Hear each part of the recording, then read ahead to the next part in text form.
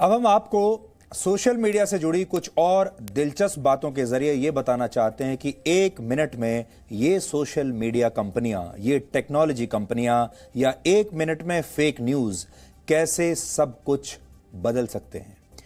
आप हैरान हो जाएंगे जानकर, इसलिए ध्यान से सुनिएगा। एक मिनट में YouTube पर 500 घंटे के वीडियोस अपलोड किए जाते हैं हर एक मिनट में, और यह आंकड़ा पूरी दुनिया का है। ट्विटर पर हर एक मिनट में 319 नए यूजर्स अपना बनाते हैं।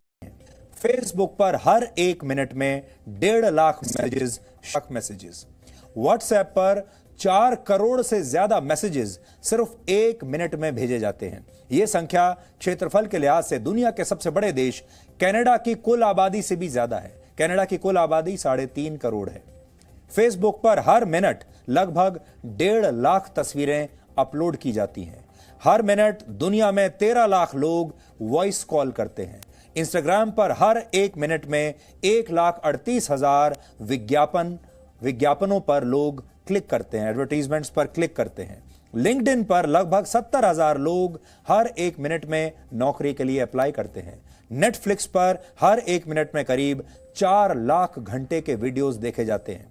जूम ऐप पर हर एक मिनट में 2 लाख लोग वीडियो कॉल करते हैं, और इंस्टाग्राम पर सिर्फ 60 सेकंड में 3,47,222 वीडियोस शेयर किए जाते हैं। अब आप खुद सोच लीजिए सोशल मीडिया कितना विशाल है और कितना शक्तिशाली है। ये एक अलग देश के बराबर है।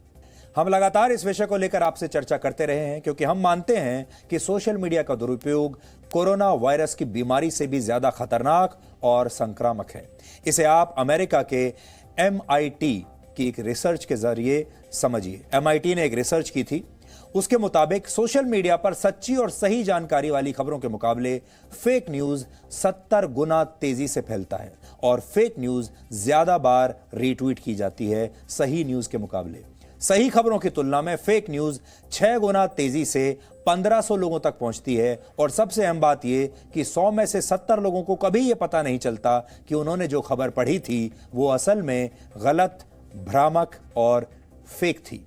यही नहीं, तथ्यों से ज्यादा गलत जानकारी को शेयर किया जाता है। ये आंकड़े बताते हैं कि सोशल मीडिया का दुरुपयोग रोकने के लिए इस तरह के कड़े नियमों की भारत को सबसे ज्यादा आवश्यकता है, क्योंकि हमारी आबादी बहुत बड़ी है और बहुत बड़ी संख्या में लोग, जैसा कि हम आपको ब्रेकअप पहले दिखा चुके थे, बहुत बड़ी संख्या में हमारे देश के लोग सोशल मीडिया से जुड़े हुए हैं। लगभग अब पूरी आबादी हमारे सोशल मीडिया पर किसी ना किसी तरीके से डायरेक्टली या इनडायरेक्टली प्रभावित होती है। आज हम आपको एक और महत्वपूर्ण जानकारी देना चाहते हैं, वो ये कि दुनिया में इस समय इंटरनेट इस्तेमाल करने वाले लोगों की संख्या 466 करोड़ है, और इन 466 करोड़ लोगों पर मुट्ठी भर टेक्नोलॉजी कंपनियों का पूरा व्यापार टिका हुआ है। इस समय दुनिया की 5 बड़ी टेक्नोलॉजी कंपनियां हैं: फेसबुक, अमेजॉन, एप्पल, माइक्रोसॉफ्ट और गूगल। इन 5 कंपनियों का नेटवर्थ लगभग 460 लाख करोड़ रुपए है। दुनिया में कुल 195 देश हैं, जिनमें से 143 देशों की कुल GDP भी इन 5 कंपनियों से कम है।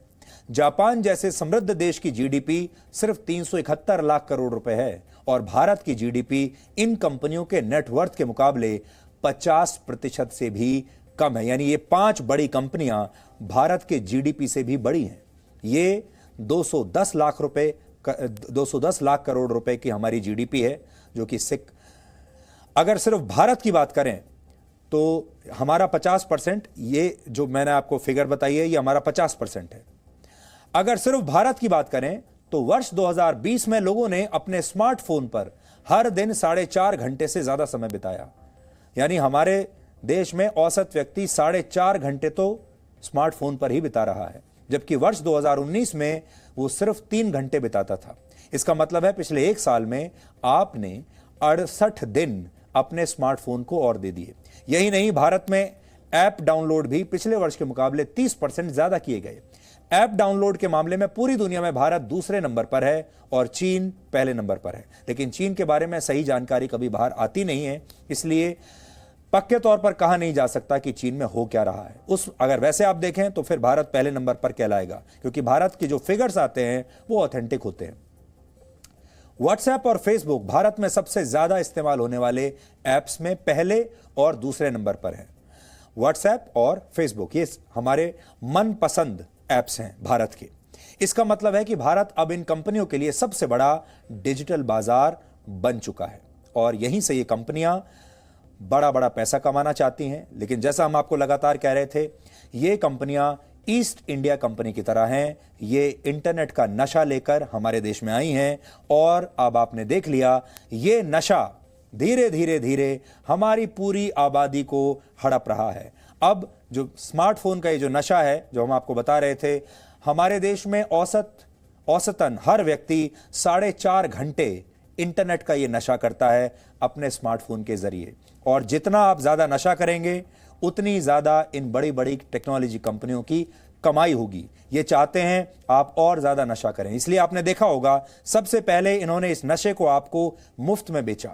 पहले आपसे पैसा नहीं लिया, अभी भी आपसे पैसा नहीं ले रहे हैं। व्हाट्सएप अभी भी आपसे पैसा नहीं ले रहा, फेसबुक अभी भी आपसे पैसा नहीं ले रहा, लेकिन अभी वो आपको नशे का आदी बना रहे हैं। और फिर एक दिन अचानक जब आप उठेंगे सोकर, तो आपको पता चलेगा कि अब से आपको व्हाट्सएप का पैसा देना होगा, फेसबुक का पैसा देना होगा। और जब तक आप पैसा नहीं दे रहे हैं, आप खुद उत्पाद हैं, आप खुद प्रोडक्ट हैं, क्योंकि इन सारी कंपनियों ने आपसे पैसा तो नहीं लिया, लेकिन आपके डिटेल्स सारे ले लिए। आपका बैंक अकाउंट उनके पास है, आपका फोन नंबर उनके पास है, आपसे जुड़ी तमाम जानकारियां उनके पास है, जिन्हें वो बाजार में आपको बिना बताए बेचते हैं और वहीं से वो सारा पैसा आपका निकाल लेते हैं। इसलिए ये सारी सर्विसेज आपको मुफ्त में देते हैं, लेकिन ये भी ज्यादा दिन नहीं चलेगा। इसीलिए हम कहते हैं कि ये ईस्ट इंडिया कंपनी है जो भारत के लोगों को एक तरीके से नशे का आदी बनाकर अपना गुलाम बना लेंगे।